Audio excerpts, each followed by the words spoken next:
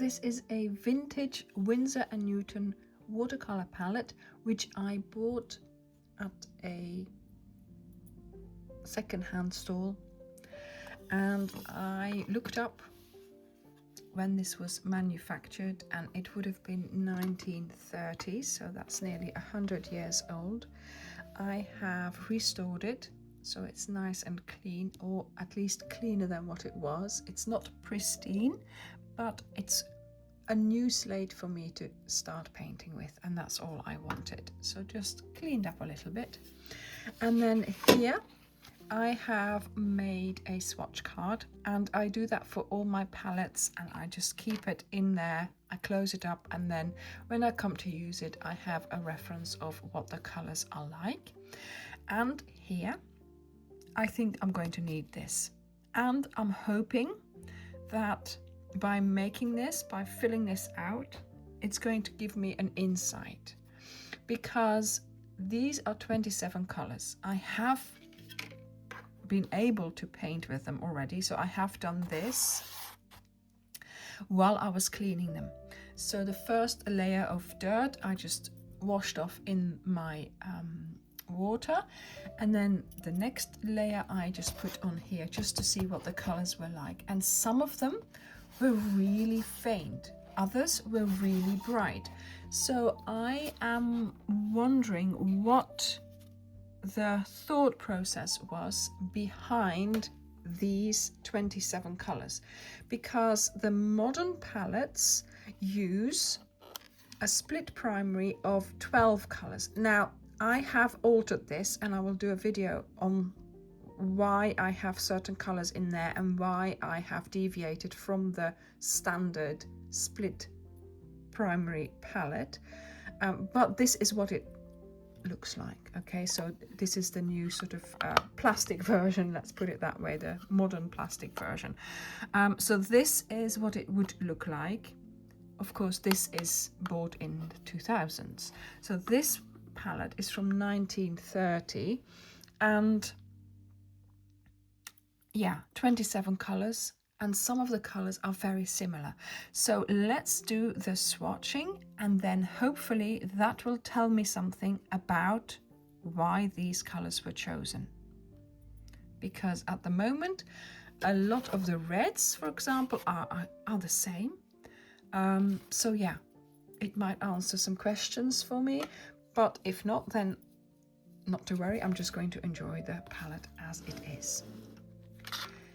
Okay, so we're going to work our way from here to there.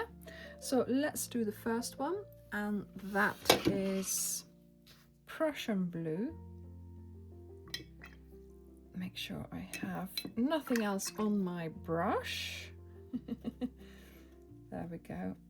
I really should wet them with a spray bottle, but I'm not going to do that. I'm just going to make sure that I stay within the pan and get enough paint on my brush. And oh my goodness, look at that.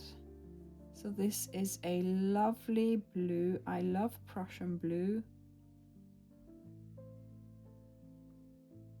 and so we're going to make a nice square with it, or as best we can. There we go. And then we will wipe and show you. There we go, Prussian blue. So now Crimson Lake next door. This was one of those reds that were just, in my opinion, very red, and the same red as others in there. So there is a little bit of blue on my red. I'm hoping that it hasn't contaminated. There we go.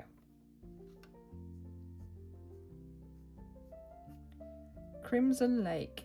I need a little bit of water.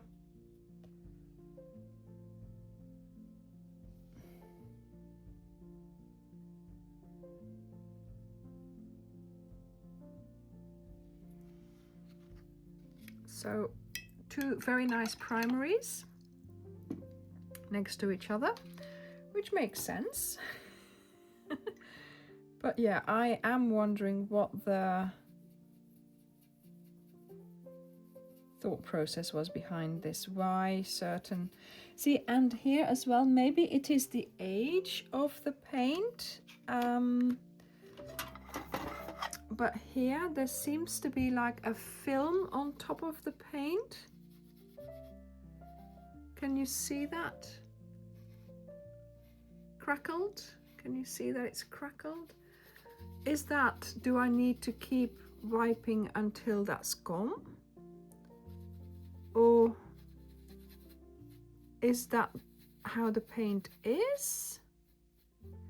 Let me try this on the back of this one. See, this is what I mean. Some of the paints were really, really faint. So I'm not sure. So this is supposed to be yellow ochre, and yellow ochre I thought was opaque. So maybe something has happened.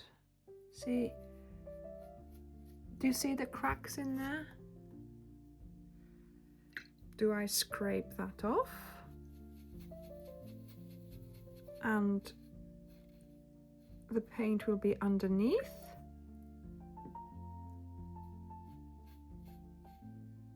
I don't know.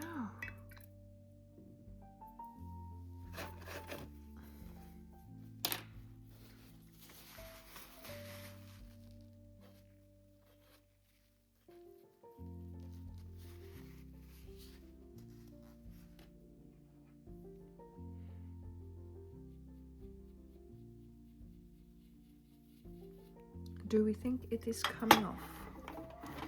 That is my question.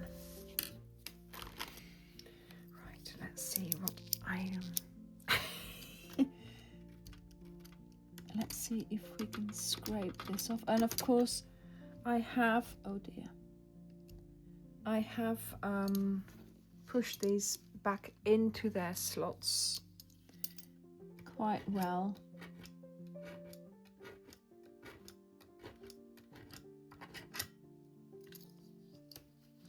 Maybe it's just the binder that's dried up at the top.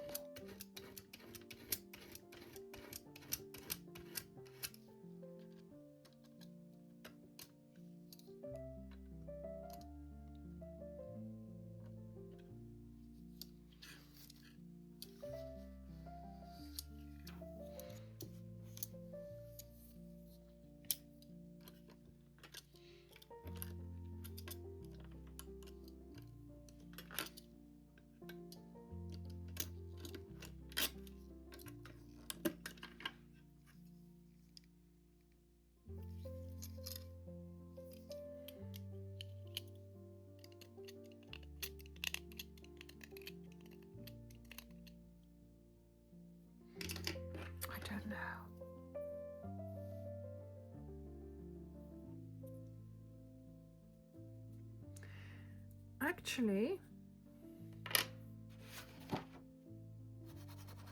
look at that. I do think there's a layer of something on top of that with age. See, now we have that creamy consistency, which is completely different from what we had before.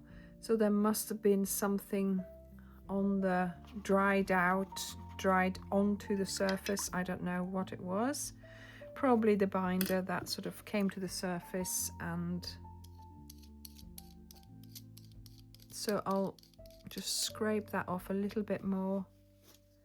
But yes, so now I know, so I might have to do that with some others as well. But in any case, I think that has solved the problem of some of my, you know, how some of the colors were looking.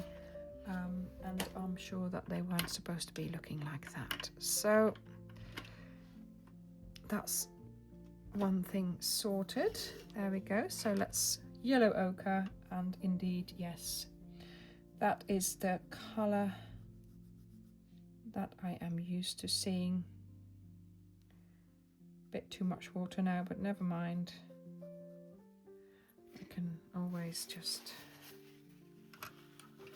remove it and do it again. And yes, indeed, yellow ochre does not come off just like that. So yeah, we have that creamy consistency now.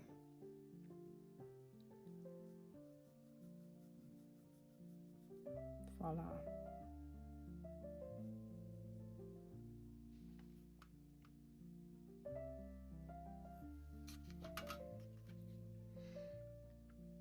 So yeah, I can see this, of course, are the three primaries. If they've chosen yellow ochre as their primary, then that's that. And then here we have gamboge tint, which I like, new gamboge. And this indeed is that sort of leaning towards that much brighter. There we go, look at that, lovely tint.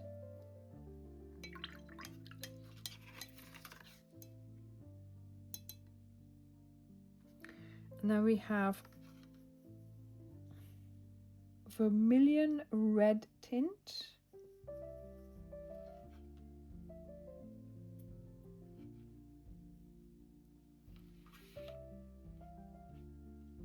Oh, nice bright red. I wouldn't say it was postbox red, but still very bright, leaning more towards orange, I would say.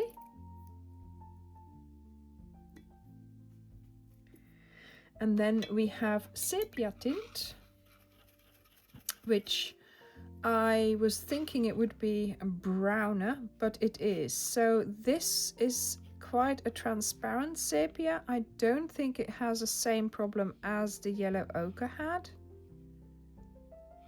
Let me just have a closer look.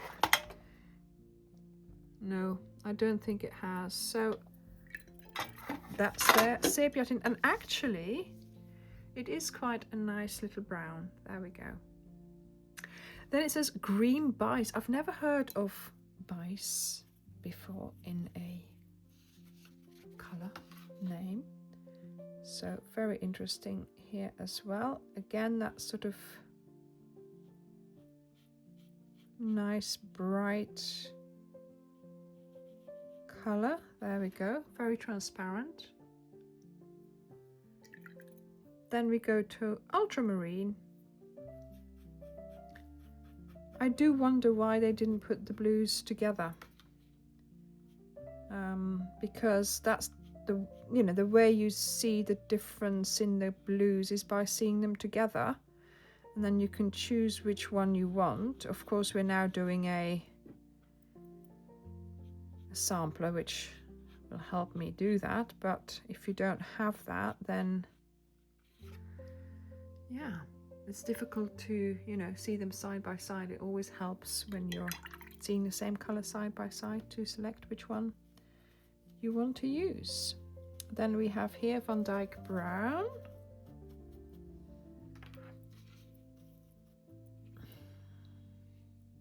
Oh, nice and dark.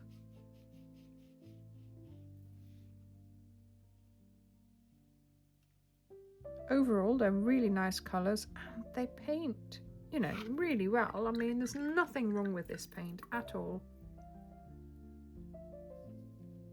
Then we go here to the light red. Now, that one is one that I have filled myself, so I'll have to be careful because it's not completely dry yet.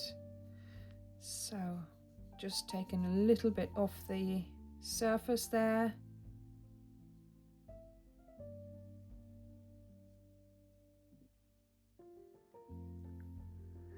Very nice. Light red, it was a color that I hadn't tried yet. It's a new color to me, just like that green bice. That's new as well. Then we have olive green, and I do think, does it have that little situation like the yellow ochre? No, I don't think so.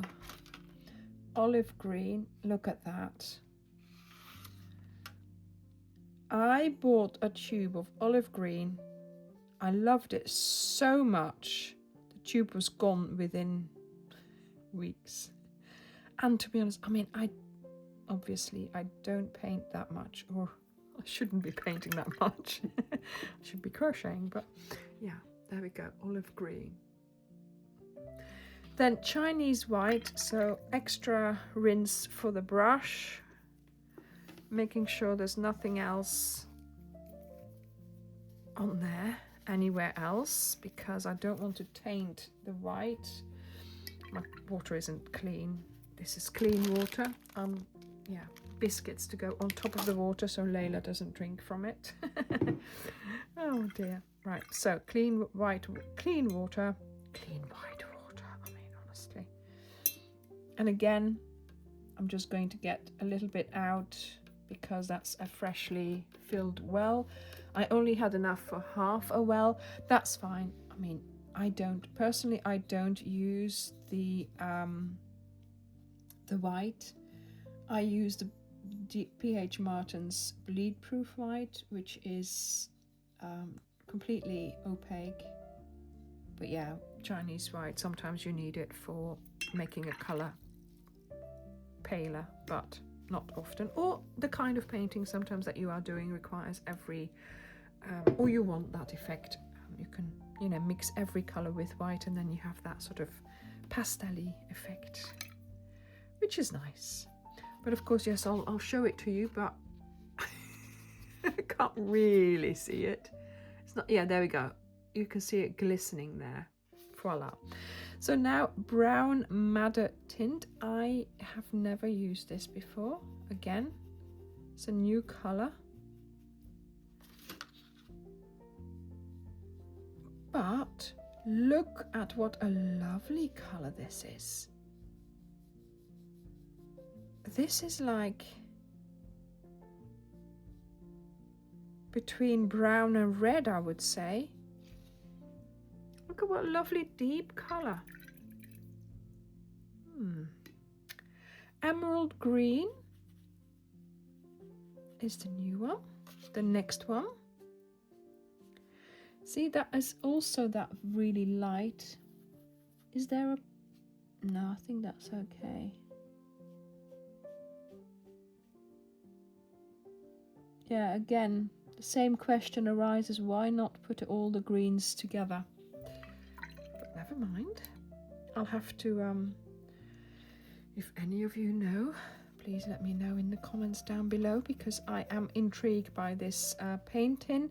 I am so happy I found one.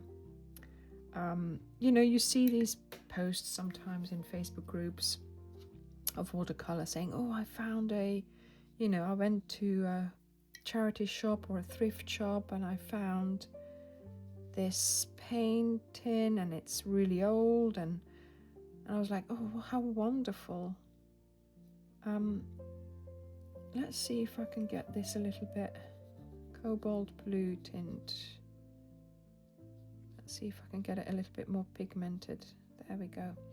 And so yeah, you're sort of almost jealous of people who have the good fortune of finding these things. And some of you might think, what is she on about? This one is again one of those, I think. Let's have a look. Is there a little bit of... See, there is a little bit of crackling happening.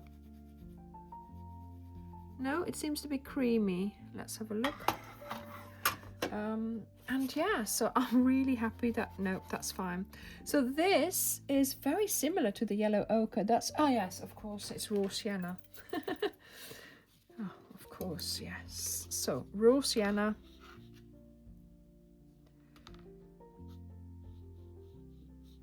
There we go. I mean, I am loving the colors. I'm just questioning the placement of them. It's colorful, it's lovely, but oh no, not too hard in there, Anja, because that is a freshly filled sap green. It hasn't dried out just yet. I have to be a little bit careful. As you can see, it's moving about, but not to worry. We know what sap green looks like, and it's one of my favorite colors, together with olive green. you know, so they go quite well together when you need a light and a dark green. Then we have here burnt sienna. There we go. See, do you see what I mean? Yes, there is a difference, but they are very similar with each other, that brown madder tint and then the burnt sienna. So it's the same kind of quality of pigment in the paint, but this is leaning more towards the orange and the brown, and this is more brown and red. So yeah, I do understand here. I do understand this. I do understand this system of having a, you know, warm and a cool color, and then yes, I have made my alterations, which I will show you why and how I did them in another video. But still, I understand that. I don't understand this system. I would like to. I'm intrigued. I am intrigued by it. Now, I did think when I tested the purple here, Purple Lake, I did think it was doing that same thing as the... Nope, it's not. Good. Okay, so probably there was a layer on top of some of these that has now gone, and it is looking much better. Purple Lake. It's a nice colour, isn't it? I hadn't had it since now, actually. Look at that. Great colour. Then Chrome Yellow Deep. I think, again, we're having maybe a little bit of a situation here. So let's wipe this Purple Lake off the yellow. Let's have a go.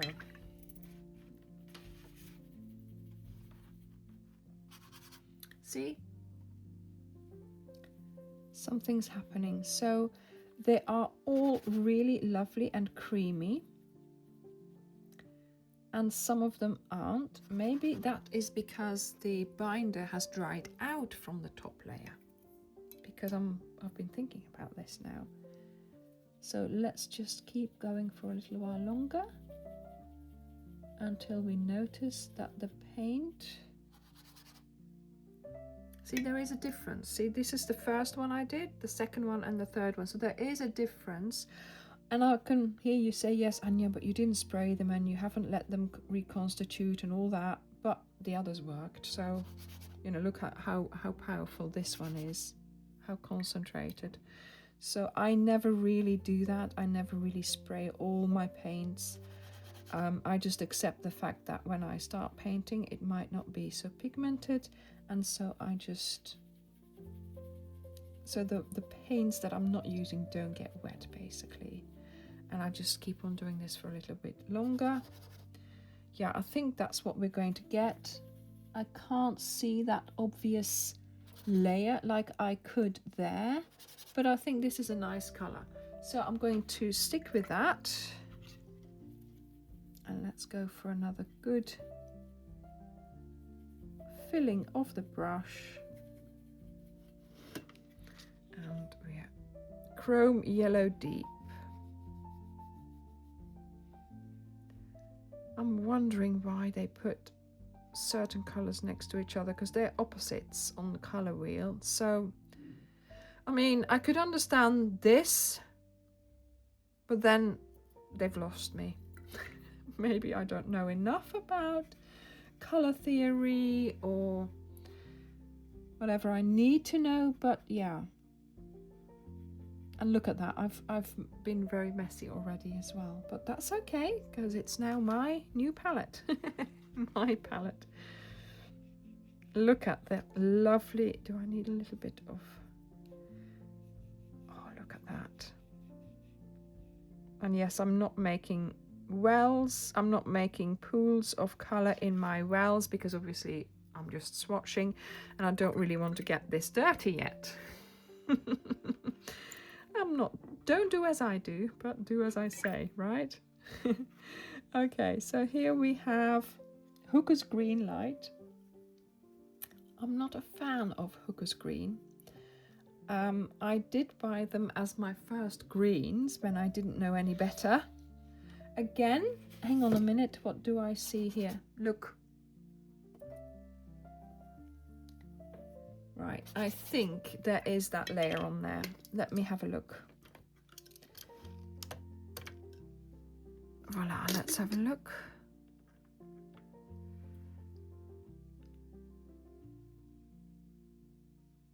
Not so obvious, but let's cover everything up and let's have another go.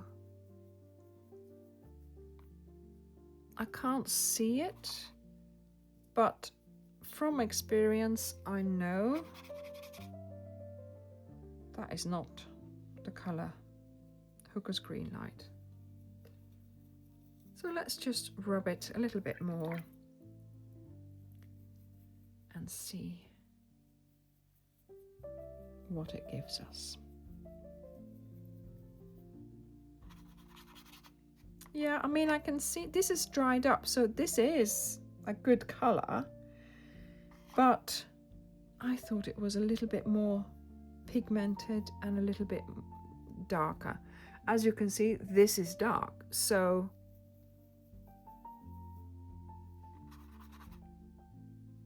is it getting darker? Do I have to get my knife out and scrape it? Is there a layer on top of it? I just can't see it. Let's just scrape.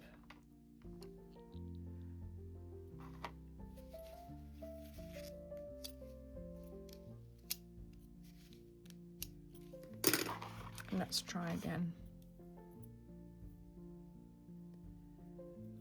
Oh. Is this different? Yeah, look, that is different. Definitely different.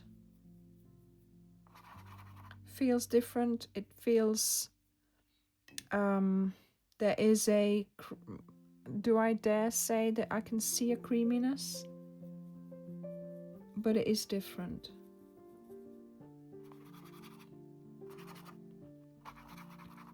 Yeah.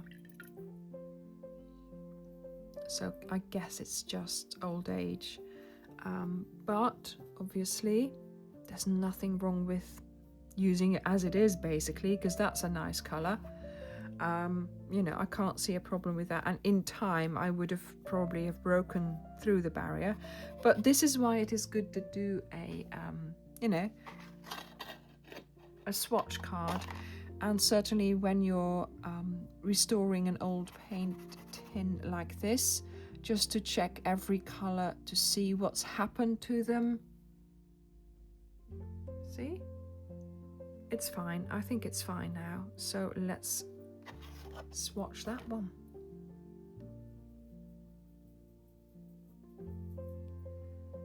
It is definitely creamier than what it was, so I'm happy. Hooker's Green Light, there we go.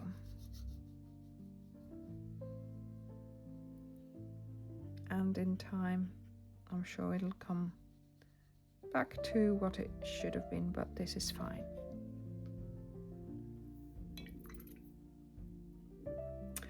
Scarlet Lake,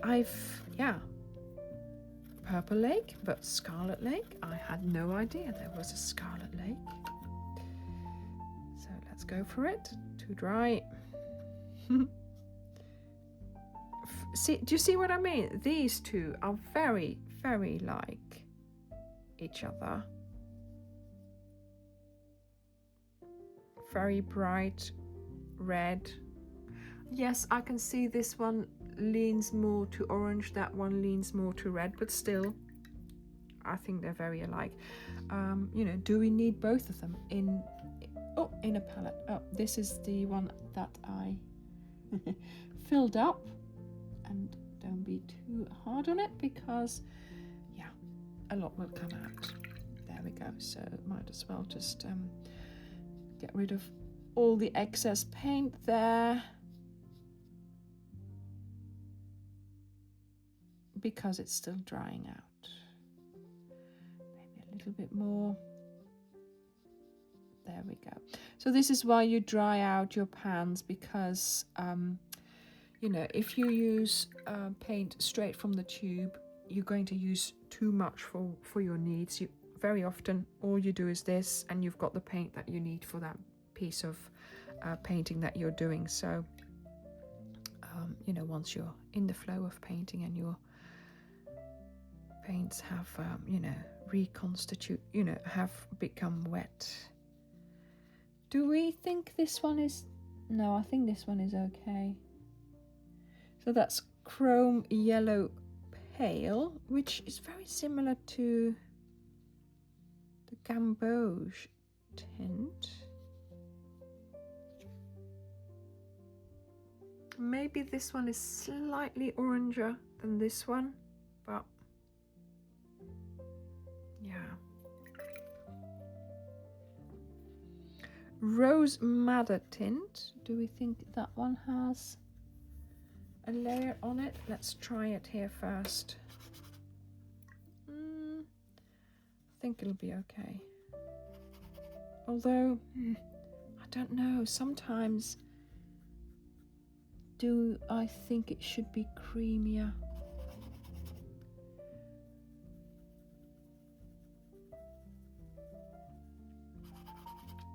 See, it is getting more concentrated. So I guess certain colors do, you know, react differently, and I know they do, depending on the pigments that are in there. And of course, after this amount of time, I mean, I'm lucky that there's so many paints that are untouched in this. Yes, you know, the blue, the Scarlet Lake has been used, the sepia has been used. Then, of course, the ones that weren't in there anymore, I don't know whether they were used or they just fell out like the black did. But, you know, there's like, what percentage of all the others have, you know, there's hardly any paint gone. And the good thing is that, of course, the paints that are empty, I have been able to fill up again. So even from my stash, I only had to buy the light red. So I think that's good going. I mean, that tube cost me more than the whole tin. But never mind. I am having, you know, a wonderful experience doing this. I'm learning a lot. And also about, you know, using old paints, basically. And yeah, I think that it won't be a problem painting with this at all. And like I said, this in the previous video, there is no mold on this, and that's the main thing. And as long as there's no mold, watercolor paint does not go off, as you can see. And that's the ivory black. There we go. So here we have the swatch of my 27 colors in my vintage Winsor and Newton palette. I have no idea why there are 27 colors. I don't know why they were chosen. I mean, I can say, yes, we want a blue, we want a red, we want some yellow for the split primaries. There's 1, 2, 3 blue. There's 1, 2, 3 yellow, but then also yellow ochre and raw sienna could be classed as yellow. And there's 1, 2, 3, 4, 5 greens. Now, why would there be 5 greens? 1, 2, 3, 4, 5 reds, and then 2 that can be classed as a red. Oh no, 1, 2, 3, 4, 5, 6 reds. Yeah, that's an orange. This one could be classed. So, oh, this one could be a yellow as well. Well, yeah, that's what I counted. So yes, and I mean, it's lovely that you have a purple, because it's hard to make purple with red and blue. You have to make purple with blue and pink. So maybe in one of the next videos I can do some color mixing with this palette and see what we can come up with. But yeah, it's always intriguing to find out what the thought process was behind this. It would be nice to know, but if not, then I'm just going to enjoy painting with this. But yes, I think it's intriguing. So whenever I finish painting, I make sure that I leave my tin open until everything's dry. So usually I just leave it like this, but what I do then is I close, put this there, and then I close my lid, and then it gets put away like this. And then that way, when I open up my tin, I know these are the colors. I keep it like, you know, like this here, so that when I go into my paints to get a color, I know what I'm going for. So there we go. So that's how I do that. I hope you enjoyed this video, and yeah, I'll see you in the next one. Bye.